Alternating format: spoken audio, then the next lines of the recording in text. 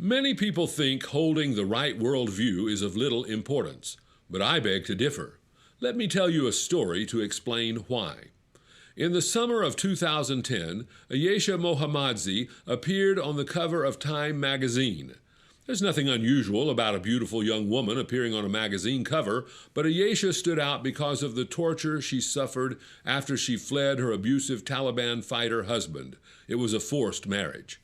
She was caught and returned to her spouse, whereupon he and members of his family took her into the mountains, cut off her nose and ears, and left her to die. In the worldview of Ayesha's family, she deserved what happened to her. But if you think Canadians would universally condemn such grotesque brutality, you would be sadly mistaken.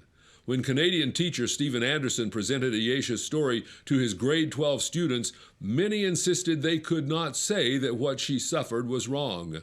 We may not agree with such things here in Canada, some said, but maybe over there it's okay.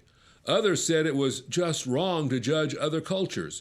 It soon became obvious to Anderson that his students, like many Canadians, had embraced moral relativism, a worldview that says there is no objective right and wrong, that each individual, each society, must choose what is right or wrong for themselves. Now, before we go any further, let me define this word that we've been using, worldview. A worldview is a way of understanding what the world is and how it works. And I hope you can see from my opening illustration, what you believe about the way the world works has a huge impact on you and everyone else.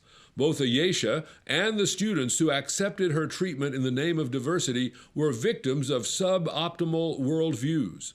So I say again, having the right worldview matters.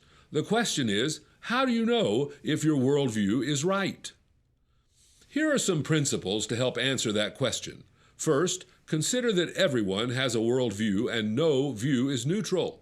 Some try to argue that all worldviews have equal merit and that no worldview should be considered better than another, but that argument can't stand up to scrutiny.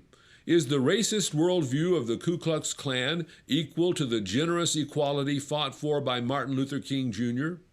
Surely your answer would be no, thus demonstrating that you don't think all views are equal. Here's a second principle to guide your search for a truly accurate worldview.